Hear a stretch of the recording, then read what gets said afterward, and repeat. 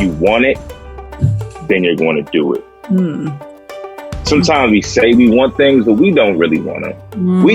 It feels good to say we want to do things. It feels good to say, oh my gosh, I want to go to, I want to be on the beach in Mexico. But you don't want to work extra hours so that you can get the money so that you can be on the beach in Mexico. You don't want to do that. You didn't really want it.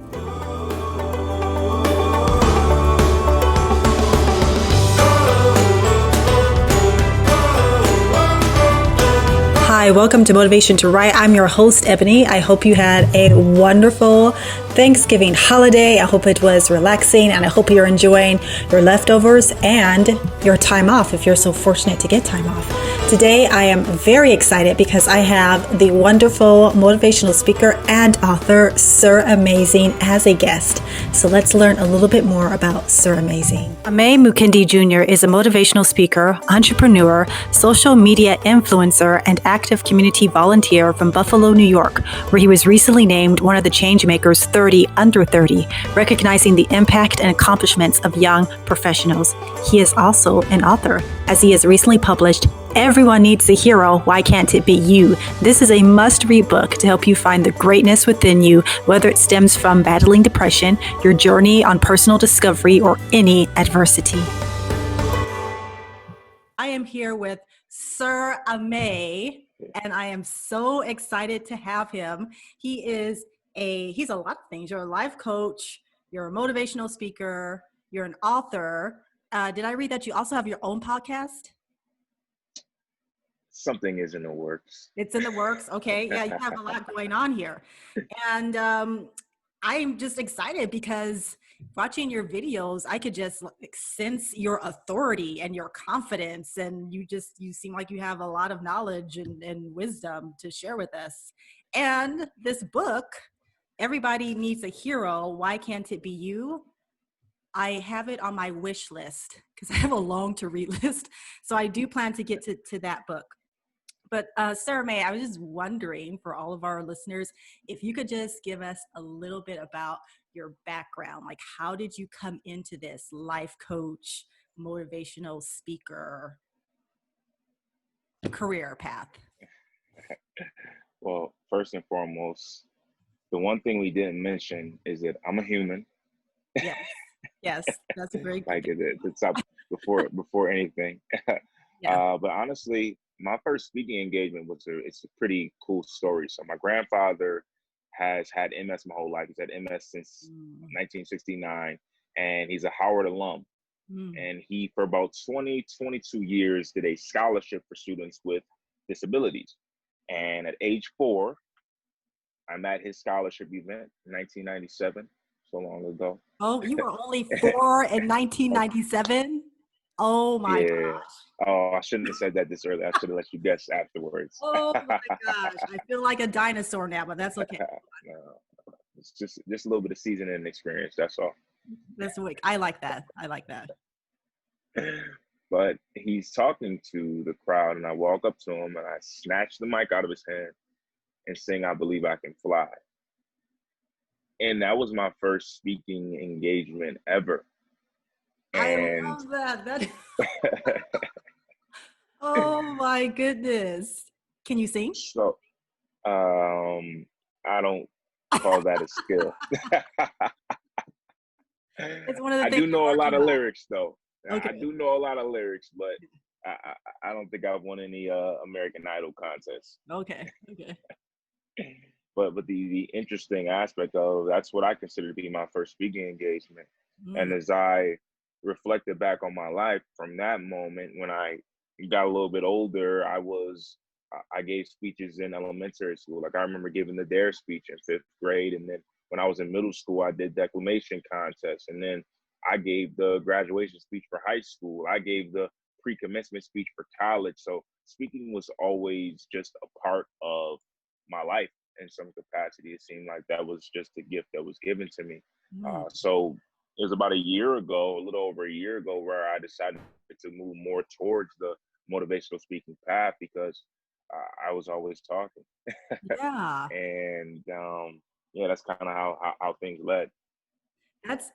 I really love that story because I was talking to someone else recently, and we were talking about how the number one fear amongst people, at least in the United States, it's public speaking. And the number two fear is death. And the fact that you started so young, and it seems like people were probably telling you, like, this is something you're really good at, or you definitely felt that had some skill there. And so like this speaking engagement or experience led to this one, and that led to that one, and that led to that one. And that's I just love how it unfolds that way. It's I really believe it's part of the purpose. Like when you mentioned that, when I was a interesting story, my junior year of high school, my maternal grandmother passed away from esophageal cancer, and she passed away in our house. And I remember in the midst of that, she passed away April 8th, 2010. I did like a rap and or like a poem, and I tried out for the variety show, and I didn't make it the first time. I didn't make it. And no, excuse me. When I found out that she had cancer before she passed, like a month before she passed, so early, this would be 2009, probably, or late 2009, like September, October, whenever the variety show trials would be around then. I didn't make it. At that time, I just had, I think it was just like 2 poems I did. And then after my grandmother passed in that following April, that my going into that next year of school, actually my senior year, I did the variety show, and I kind of twisted it where I added elements and I wrote basically a rap to it. And I'll never forget, because I did it to the song Power by Kanye West. That was instrumental. And when I tell you, it was like 400 people standing up, all doing a power clap. I had old white grandmothers. I remember afterwards, it was like, you know what I mean? It was like Black Mother's like, son, you got a gift. You got a gift. Right. And I think a lot of our missions in life are really connected to our purpose. And a lot of these situations, I don't believe are coincidental. So it is pretty cool to just reflect back and see where things are now. That leads me to speak with a beautiful woman like you right now. Well, thank you. Oh my goodness, thank you. You just brought up something really interesting, because like people always say you have to find your purpose and you have to find your purpose. And when you say that to people, it can feel overwhelming, because people are like, how do I do that? How do I do that? But I think back to like childhood. A lot of times we are interested in things as a kid, or we are talented in some things as a kid that hint at what we might do in our adult life. Like for myself, I was always teaching. I'm a teacher. I was always pretending to teach stuffed animals, or my brother, and my mother was a teacher also, but I've always been interested in like conveying knowledge to people. And my cousin, when he was really young, he played drums on pots and pans, and now he's a drummer. I feel like sometimes that kind of gets discouraged out of people, you know? Um, what are your thoughts on that? Have you noticed that with? Absolutely. And that's one of the biggest things that I'm so passionate about. That's why the book is called Everyone Needs a Hero. Why Can't It Be You? I know that I've dealt with it in so many different phases. Like I remember being young and being a kid and thinking, a part of me, I wanted to go to a performing arts school. But my parents were not in the arts sphere.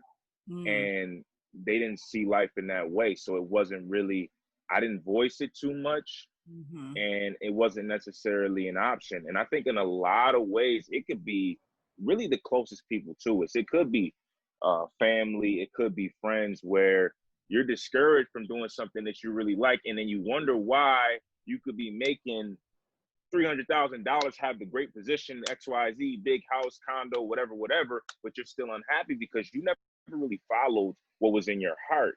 And it's absolutely because of learned circumstances, because of conditioning of, especially, so one of the big projects I'm working on right now is I'm doing a documentary on healthy masculinity, which ties, and it's specifically for us, for African-American men. And it ties to what's really going to be the thesis for my master's degree, which is creativity connecting to the African-American man's experience. And a lot of times we don't really have the leeway to be creative. even if you're growing up in the society, it's like you almost have to play a sport. There's so many different situations that a little black boy or a young black man is put, just placed in this position where it's like you don't feel the security to be vulnerable or to take that risk. It's not really provided to us. And I think everybody in their own way can connect to that narrative, because I think every one of us in some capacity still has that feeling of drawing a stick figure picture with the color and being outside of the lines and showing it to somebody and them saying, oh my gosh, that's a beautiful picture. But if you show your picture and they're like, what's that? You're automatically discouraged from drawing a second picture. And that's the analogy that I create when it comes to us really walking in purpose and falling in line with the things that we truly enjoy. Yeah, that's so interesting that a lot of times, like when you mention if you're an African American male, you are put into this box. Like you're supposed to be an athlete, or you're supposed to be a fabulous singer that can sing amazingly, or what else? Or you're supposed to be I don't know, or you're going to end up being a drug dealer or something like that. Where does that come from? I mean, is that something, because you mentioned sometimes our families can discourage us. I know media, society. Why do we buy into that? I don't know if we got enough time to go deep into that. Okay. Yeah. Yeah. That's a big No, question. I'm just, Yeah. I'm just joking, but I think it's layered. So I just finished reading the last book by Dr. King. Where do we go from here? Chaos or community? And it's one of the best books that I've ever read on the history of humans, specifically in the United States of America. And I think a big reason why that box is created roots from a lot of things in slavery, roots from the separating of families, roots from the demasculating so many men in so many different capacities that have repeated in cycles over time. And it gets to a point where it doesn't just happen from your family. It happens when you go on your phone now on social media and you got the illusion of Instagram and the limelight and the glitz and the glamour.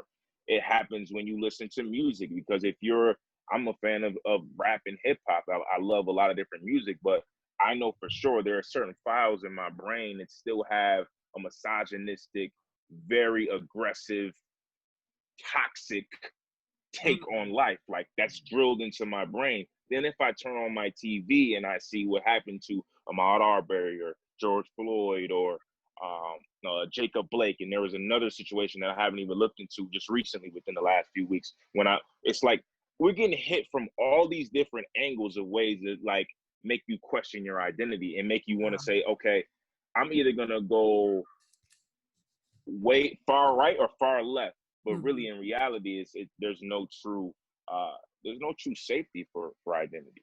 Right.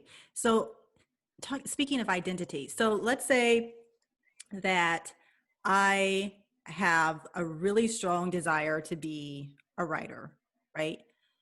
I even liked dabbling in it as a kid, but my parents tell me, no, you're meant to be a lawyer or I don't know, engineer or whatever. And so I start going through life like working toward my engineering or my writing degree, but I just feel miserable. Where do I find the courage to kind of step into who I know I'm meant to be, or at least have a strong desire for being this writer? Like, how do I break free from all that? That's another big question. Huh? It's another big question, right? But that's what I'm here for, right?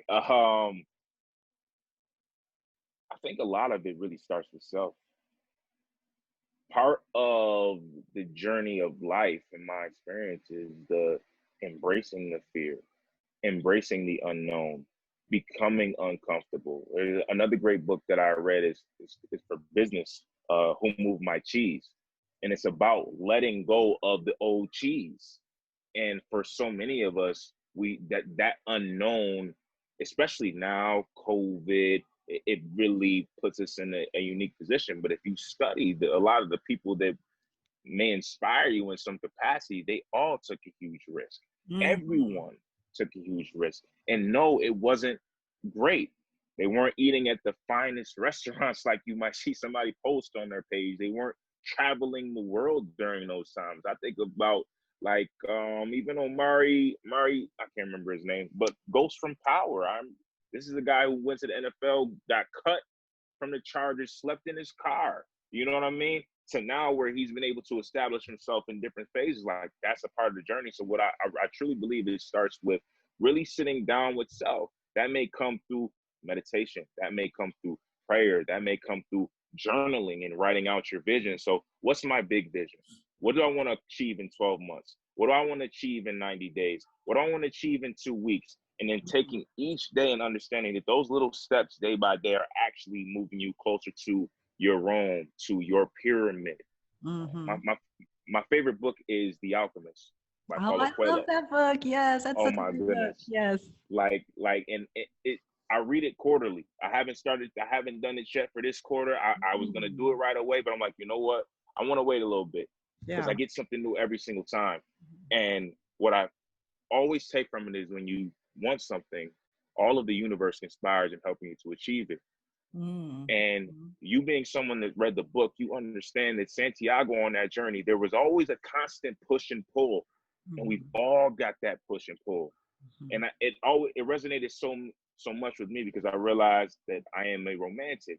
And when he meets Fatima, he's made more money than he ever made as a shepherd.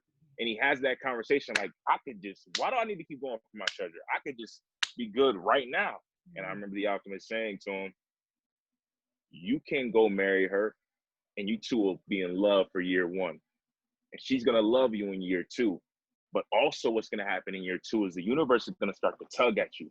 It's going to pull at you. You're going to have a resentment because you didn't go get what you were supposed to get.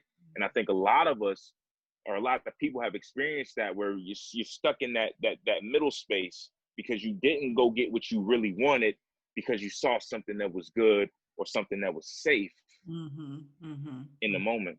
Right. Yeah.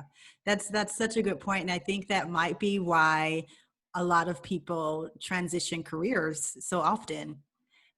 Because I was talking to someone else a few weeks ago and we were talking about how ridiculous it is to tell an 18-year-old, look, you need to pick a career that you're going to stick with for the next 40 years of your life. Right. Because a lot of times they might pick something arbitrarily. They might pick something that their parents want them to do. And then not even 20, maybe 5 or 10 years down the line, they're like, what am I doing? Like, this is not who I truly am. They feel that tug that you're talking about from the universe, like pushing them in another direction. That happens a lot with young people. Yeah. It happens so much. And I mean, 18 years old, me at 18,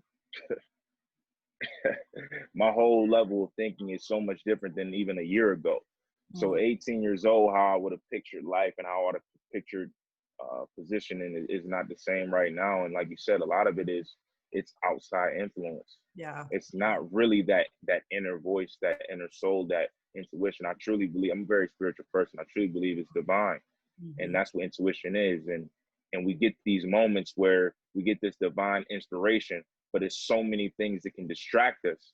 If we're not conditioning and training our minds to stay focused on that mission, we can easily fall through. I'm a 27-year-old single man. I am active on Instagram. It gets crazy. Like my mind can really drift when swiping through. That's the challenge though. And one of the people that I've always looked up to is Will Smith. And he did, I think they were on the Breakfast Club earlier this year when they were talking, promoting Bad Boys 3. And he was talking about how success is a scary, lonely place. And you got to put in a lot of work and you got to truly believe in yourself. And you got to believe in yourself when nobody believes in you. And you got to believe in yourself so much that he was using Martin Lawrence as a reference. He's like, you know what? He is kind of funny. Yeah. And like, that's how it goes. So to really, truly answer your question, one of the biggest things I always tell people when they ask me about the book, I say, no one can tell your story better than you. And at the end of the day, the vision that was given to you, it wasn't given to anybody else. It wasn't given to your significant other. to your parents, to your best friend, to your brother, your sister, your cousin, your aunt. He didn't give the vision to anybody else. It was given to you. So that understanding and appreciation, that's what we've got to focus on. And that's my biggest piece of advice. So if you're someone that wants to write, start writing. Start doing a little bit of research. Start reading. Start testing yourself. Where are you on the scale of whatever message you're trying to relay? Because at the end of the day, people don't buy the product, they buy the why. Right. They buy the you. Why are you doing this like that? And I go back to it. Shameless plug. Everyone needs a hero. Why can't it be you? Right. Every single person is amazing. People asking me about the name. Well, Sir Aimèzing, it's not about me. My name is Aimè Mukendi Jr. I'm just trying to be a vessel to remind every single one of the 7.8 billion of us on the planet that each and every one of us in our own way is amazing.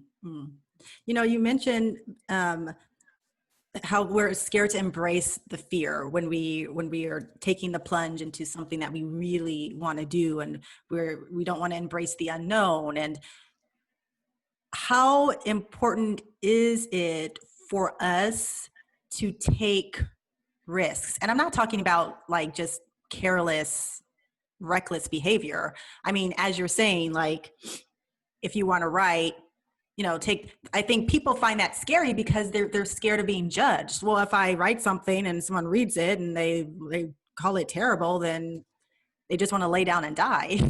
You know, it's that resilience, right, that you have to build up. It's interesting because then I'm gonna go off the book. So I got a lot of good reviews, 20 plus Amazon reviews right now. They were all great, but there was one review that was just awful. And I remember reading it months ago and just being like, how could you miss the boat?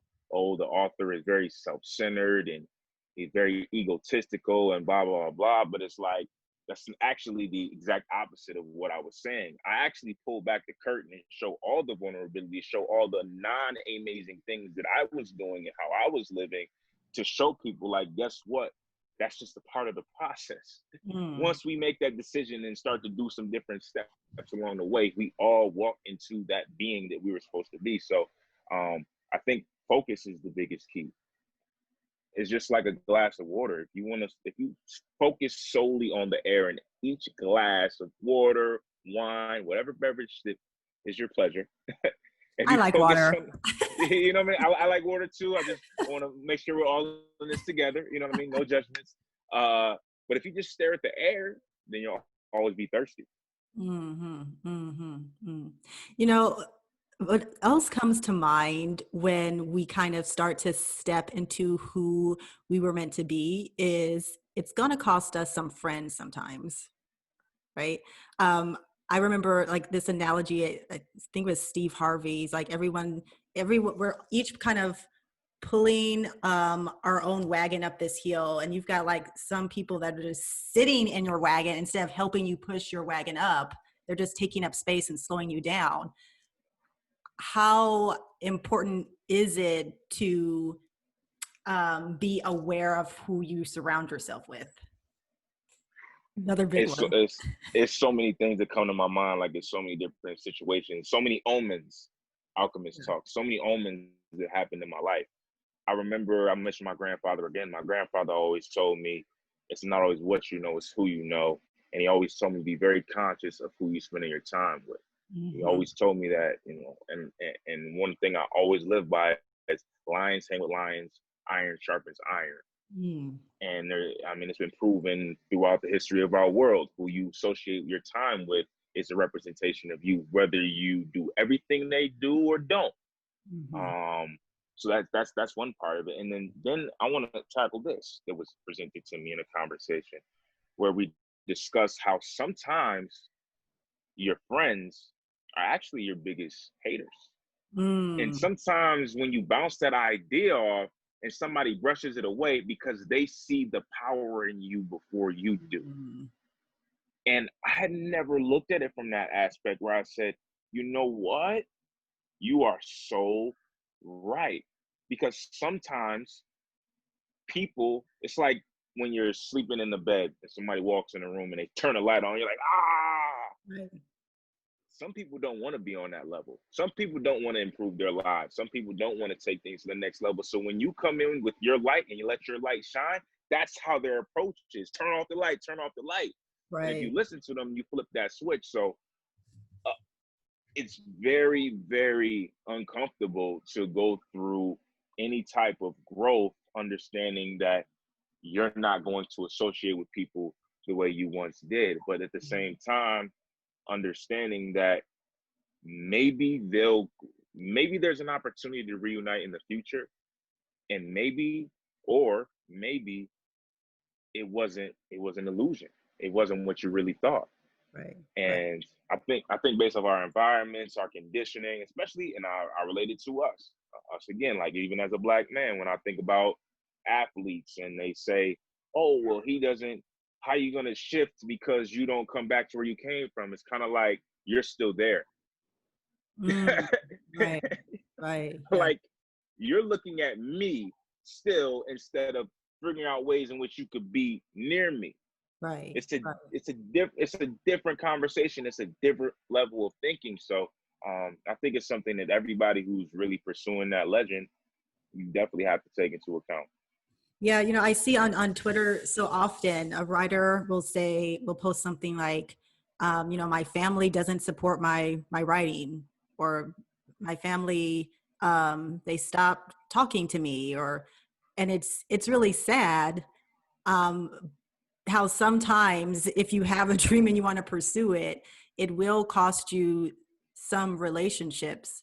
But you have to also keep in mind, I think, that um, as you move up, you'll attract people that are kind of in that same caliber as you. So even though you're going to shed some friends, you'll eventually gain some new ones. But it's really hard to let go of the old ones sometimes. Oh, trust me, I know. Yeah, yeah. I You definitely mentioned know. something else. Were you going to say something? No, I'm listening.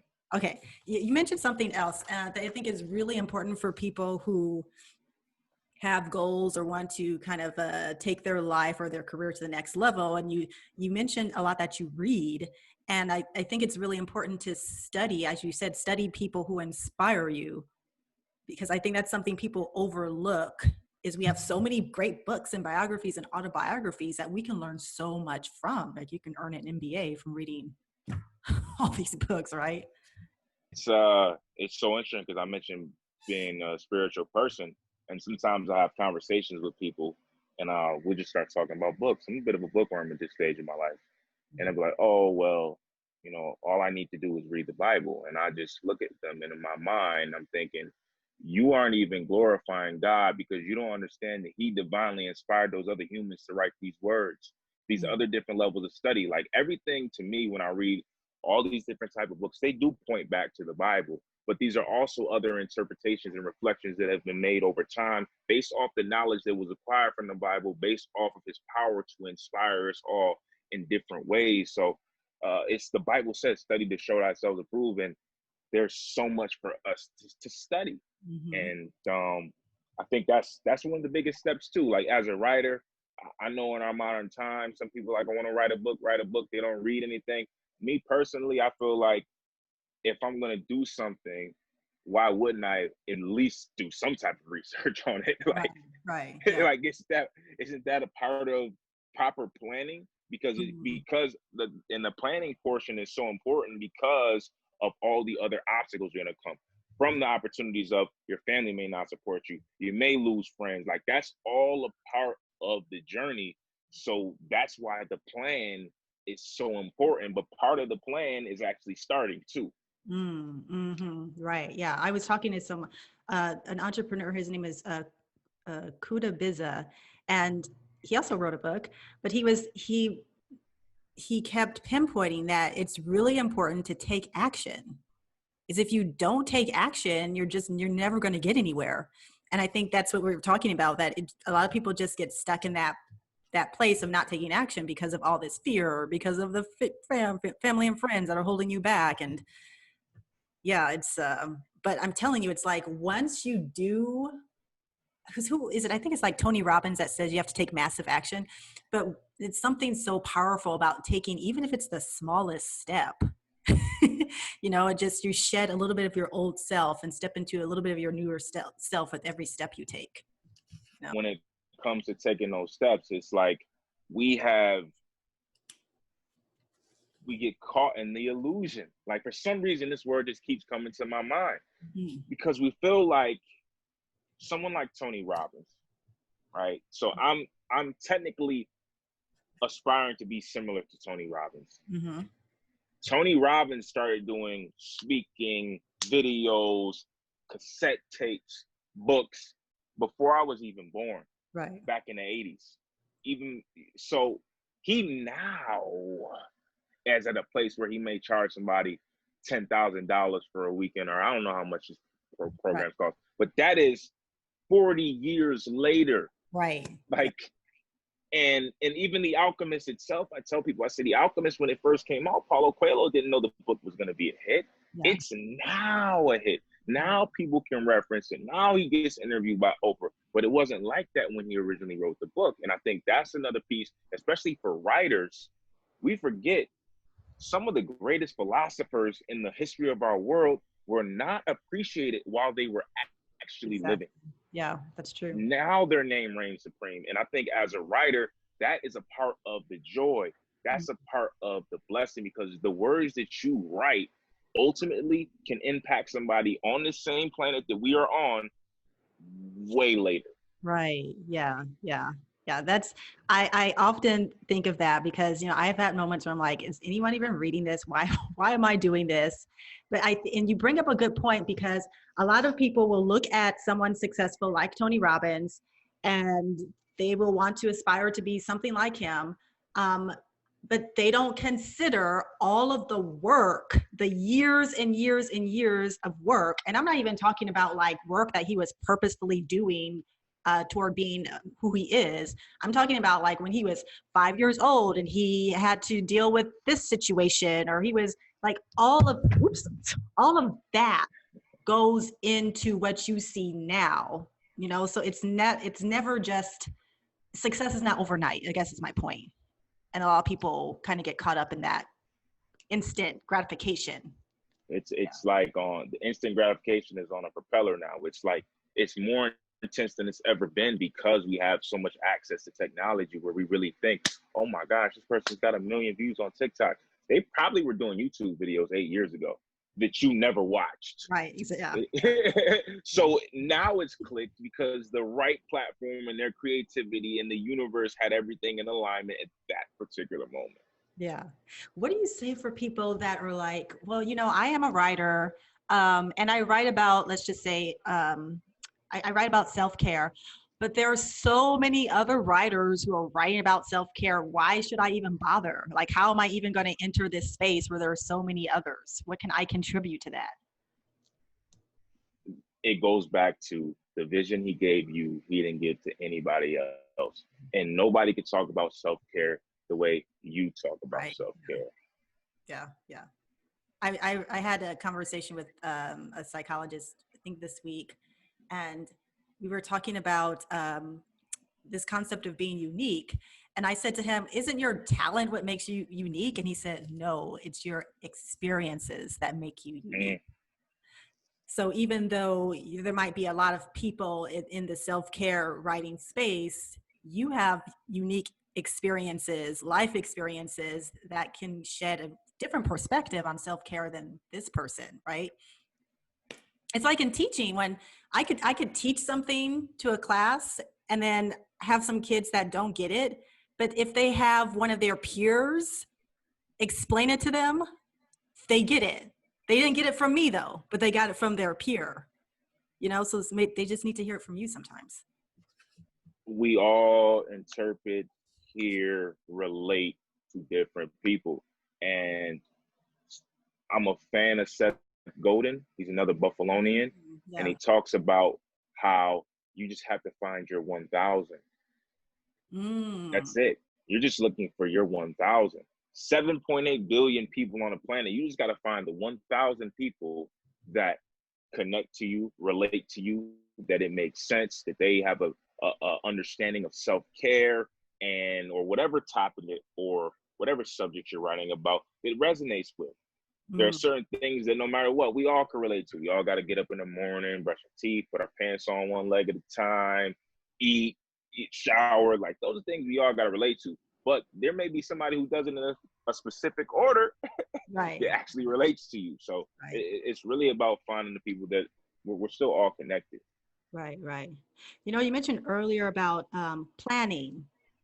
How important is it to how can I say this? How important is it to kind of plan where you want to go, and should you really adhere to that plan, or should there be some room for, you know, a curveball? Or because I feel the reason I'm asking this question, I feel some people plan, but they are so rigid on the plan. They don't really leave room for the unexpected, and then when the unexpected pops up, they're just like, you know, want to give up. Okay, that makes me think of the scene from Pursuit of Happiness, and it's Will Smith and Jaden, and they're walking, and Jaden says, he tells a story about a man who's drowning. The first boat comes. They say, "Come on, jump aboard." He says, "No, God's gonna save me." The boat goes on. Second boat comes. Hey, come jump on board. No, God's gonna save me. The man dies, goes to heaven, and he says to God, "Why didn't you save me?" And God says, "I sent you 2 boats, dummy." Right. So when I say planning, it's not saying, okay, this. It's more about the laws of nature, laws of attraction, understanding of life. Saying what you want is really 50% of it. The how is going to come by you seeking. So not necessarily saying, okay, by Monday, the 13th, and there's always going to be that notion to put yourself on deadlines on certain things, because that's a good way to discipline yourself. But some things are out of your control. So when I really say planning, it's more about listing, journaling out your goals. Like in 1 year, I want to have X, Y, Z. And there's also the notion that, okay, in 1 year, you may not have exactly what you wanted, but the experience you gained in that 1 year put you so much closer on a path to achieving that goal. And it goes back. I'm big on, I feel like you got to know where you're from to know where you're headed. Think about somebody like Thomas Edison. It took him a lot of tries before he perfected the electric light bulb. But if he didn't do that, we wouldn't even be able to be on this call right now, because you wouldn't see me. Right. So it speaks to just belief, faith, discipline, and like you said, the work. Yeah, that's what do you say to people that are scared of the work? I was actually talking to a friend yesterday, and she has all these great ideas for these projects that she wants to do, like entrepreneur type projects.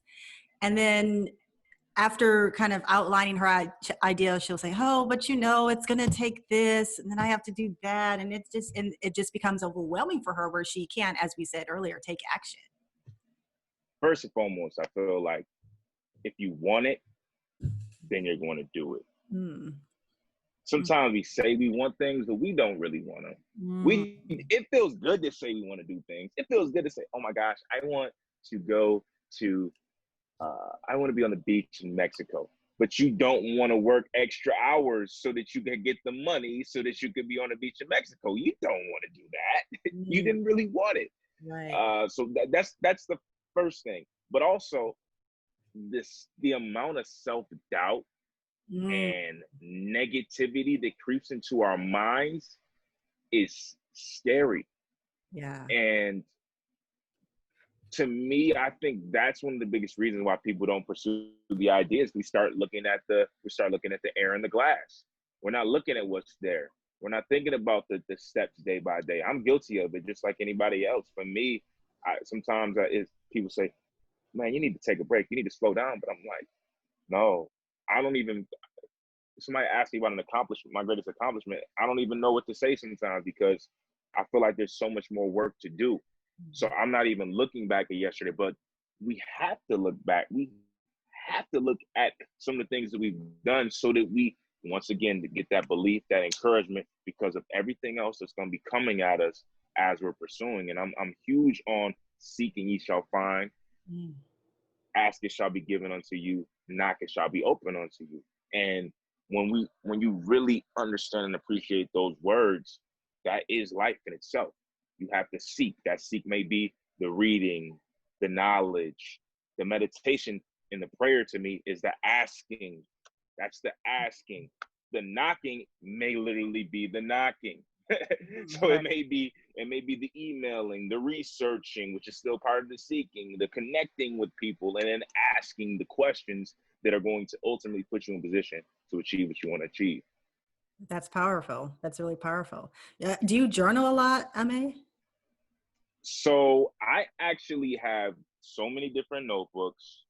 I am like this sheet right here. I'm the type of person where I like big poster boards or dry erase boards, and it's like I'm writing like a doctor, but to me, I feel it's my Picasso moments. Like this is the Mm, artistry. Like it's coming to me, boom, boom, boom. I got so many notes. I got two phones. I got notes on both of my phones. When things mm. come to me, I write it down. I may go back to it one day later or months later. Like, didn't I write something about X, Y, Z? I think it's huge because we're the architects of our life, Mhm. and there's no building that was ever designed Mm, without it being drawn out. mm, mhm. You know, Sir Aimè, I forgot the Sir part. So the reason I asked about journaling is because you mentioned it a lot. And when you talked about, asking yourself, do you really want something? I think that's a very important question to ask, and probably even more important, why do you want something? Probably, right? And Why? a lot of times we can come to answers to those types of questions through just journaling, just writing out your thoughts, and or even talking with people, but sometimes just writing them out can help tremendously. But that why you want something is pretty powerful. The why is huge, and I just I was on this huge global Zoom and connected with someone, and she said how a lot of our answers are within, which I truly believe that everything that we're truly seeking and looking for is truly within. We Right. just have to do the proper steps to evoke it, and journaling is a huge step in doing that. Right. Yeah. Yeah. And another very influential thing um, that you mentioned is the self-talk. And I felt I get into this conversation with most of my guests because it's so insidious and can be subtle because we are just so used to it. This voice or the voices that are saying you can't do this, no one's interested, who are you? And we're just kind of unconsciously listening and conceding to what these thoughts. But I was just speaking before I spoke to you. I was speaking with a psychologist who's like, we don't have to believe every thought that comes through our head, and most of them are not even true. Have you found that for yourself? I just posted the other day, maybe it was last week. Sometimes the devil lies to you in your own voice. Mm, And I'm a huge fan of Les Brown. mm, And Les Brown, when he's got a few clips where he's like, sometimes you got to say to yourself, self, shut up. right. And you literally have to have that conversation with yourself. But it also speaks to our influences, because there was a study conducted by MIT that showed that every single time a person tells you you can't do something, it takes 16 people telling you can just to even the Wow. playing field. The 17th person has to tell you can in order for it to stick. When I think about that, and I think about the influences and the people that people I've been around, and all the time you said, "Oh my gosh, I want to do X, Y, Z," and somebody, you can't do that. So that means 16 people need to tell you, excuse me, 17 people need to tell you that you can. 16 is just going to get you back to the place of saying, oh, I will want to. 17 is going to get you, what's my next step? Mm. It really, really makes me evaluate, okay, who do I spend my time around? Right. What do I listen to? What do I Right. watch? Because I don't really watch TV, honestly. I just watched the GOAT. We should have won this chip yesterday, but it's okay. It's coming soon. But it makes me, and I think it should make everyone really question, like, oh my gosh, how does that contribute? Because we already have enough to battle with just being a human being in our own head. Right. Anybody who's not providing the same a high level of vibration and energy that's going to allow us to move closer to the goal, the dream, the vision, whatever it is, they're hurting us more than they're helping us. It doesn't matter who it is. Right. And, you know, that reminds me of, that's so interesting how it takes that 17th person to say you can, right? To get you kind of back into the playing field. Because like when you mentioned earlier, how you had all these fabulous book reviews, but it was just that one review. All it takes is one, you know, to kind of just get you crumbling. And it is important to just have that support system of people that can help lift you back up, because as you say, it's easy to succumb to the negativity that surrounds us all the time. All the time. Yeah. All the time. So, and I had a question, and I can't, the pen like was running out of ink, and I can't even read what I was writing. So I'm just going to go to my next question until I can figure out what I was trying to say. But how do you, because you mentioned Instagram, and there's kind of all kind. Now I'm not on Instagram, so I don't know. I'm only on Twitter, but I did recently make a Facebook, but I know it's just for old people, like all the younger people on Instagram. How do you kind of enter that space and kind of keep your focus and the positivity about you, and keep yourself, you know, aligned? Because I know there has to be a lot of craziness, and I don't know if you've come across any trolling, people posting crazy stuff on your social media or whatever, but how do you stay positive in such a crazy space? I recently watched The Social Dilemma on Netflix. Wait a minute, is that the documentary about how like the big companies are watching our every move? Is that? Yeah. Okay. So it talks about how businesses are manipulating networking apps, how social networking apps are constantly collecting so much information on us. And I watched it in two parts. So I watched it, I fell asleep watching it at night. And when I woke up, I was kind of like, you know what? I'm deleting all my social media. Like, I'm about to take a 3-month cleanse of social media and just focus. But then when I finished it, I said, you know what? There's so much negative being thrown out there.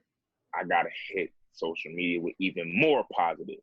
It's like taking on that battle. That's how I look at it. It's like negativity is like Mike Tyson in the ring, and it's swinging. And at some points, we going to get knocked out. Might even get our ear bit off. Like, that is, you know, that is all about that. That's yeah. that is a part of the nature. However, how I look at it is that's part of the mission and the purpose. Then part of my personal mission statement is to help every person that I can. And some people get help from a quote or a video or an image. Some people, I got a few mentees, a lot of young men. I'm a single man who really tries to discipline his body.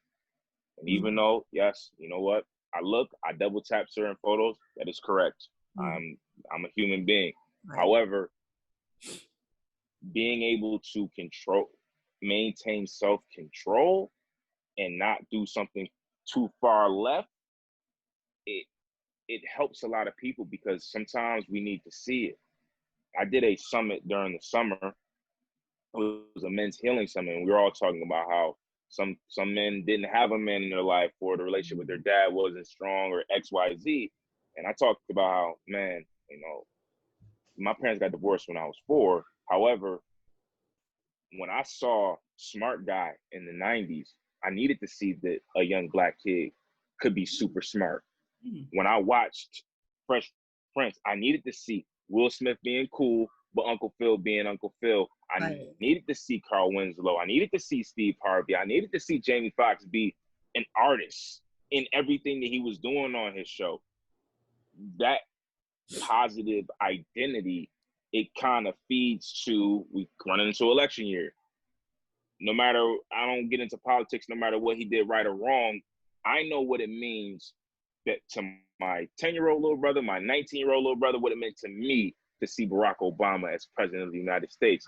So that's kind of how I approach my social media, to be Sir Aimèzing, to be Aimèzing. This is somebody who really cares enough to say, hey, I'm going to keep my shirt tucked in. I'm not going to be using profane language on my page. I'm going to really put positive energy into the air. And some people, like the person that's in the bed, we come in there and flash a light on. They don't want to be awakened. They want to stay in the dark. Me, I just want to let his light shine through me. That's beautiful. That's beautiful. I was able to discern what I was writing, and you were saying something earlier about, I can't remember what you were saying, but I'll just say my point. So I think a lot of times I know what it is. So when we are working toward our goal and things aren't really going our way, or we think we had some failure. And by the way, I was talking to someone recently, and we were talking about how maybe we shouldn't look at things as far as like you're successful or you fail. Perhaps you just have an outcome. Like you do something, there's an outcome, and you decide whether or not you want to change things to get a different outcome. It's not necessarily a success or failure. But anyways, so you're doing things and it doesn't, I'm writing and, I feel like no one's reading it, blah, blah, blah, blah, blah. And I want to quit. I don't ever think about like the previous successes I've had with writing, because I get so mired in this one failure. And I think that's what it was when you were talking about that one review or whatever it is. Can you speak a little bit about that? How we have so many like good things that we can look back on and claim as successes, but we just choose to focus in on the failure. Everything that we went through. Sorry, I'm still here. That's okay. That's a good picture. Oh, thank you. Everything that we went through yesterday is preparing us for tomorrow. Mm-hmm. Yeah. That's my answer. Mm-hmm. When we think about the obstacles, the traumas, the struggles that we overcame, think about those moments. And in those moments, we all were so afraid. We all didn't think we would pull through, but we're here today. Right. Yeah. So when we maximize everything we can do today, it's going to put us where we're supposed to be tomorrow. Right. Yeah. Sir Aimè, this has been wonderful. I cannot believe that you're only 27. You probably get sick of people telling you that. But I mean, you have so much wisdom for such a young person. I was like, is he really only 27? I feel like he's older than me. Good grief. So you definitely have this gift of just encouraging people, this gift of inspiring people to become their selves, because you're so honest about what you do. I'm glad that in the very beginning you said, look, I'm a human too. Let's just get it straight, right? But you're very authentic, and you're just fabulous. I don't want to sound like a fangirl here, but thank you so much for joining me. Can you tell us where we can find you? Thank you so much for having me. Thank you so much for the beautiful compliments. if you want to get in contact with me, the best way is Instagram at Sir Aimèzing. But if you text the word in all caps motivator to 21,000, and you got to spell it right. Sometimes I know people hit me like, you didn't spell it right. Motivator to 21,000, you will get a link text back to you immediately. You click on that link. That is my digital business card. And on that landing page, you can download a free quote ebook, 80 quotes, a few amazing words. I don't even know the title off the top of my head, but I strongly recommend you download that. And there's also a link where you can download Everyone Needs to Hear Why Can It Be You and all my information. So text motivator to 21,000. And I would love to hear from all the listeners. I'd love to hear and connect with you again. Thank you again for this opportunity. This was definitely a blessing. Isn't Sir Aimèzing amazing? For a young person, he's pretty amazing. So make sure that you visit Zayzo.com because he is offering a special on his coaching sessions through the end of the year. So I will have that information posted on Zayzo.com. Also, to read my big takeaways from my conversation with Sir Aimèzing, make sure you tune in to visit Zayzo.com this Sunday to read my big takeaways from our conversation. To watch clips from this episode, you can follow me on Facebook at Motivation to Write and Instagram at Motivation to Write. You can also follow me on Twitter at ebonyhaywood.com, is it? Just at Ebony Haywood. At Ebony Haywood. I don't post the clips on Twitter because they're too long to post on Twitter, but I post other information about my guests and just some insights on Twitter, so you can follow me there. And tune in next week for the marketing expert and author Bill Flynn, who's going to give us some tips on marketing research. So make sure you tune in next week. Okay, thank you so much for tuning in today, and I'll see you next time. Bye-bye.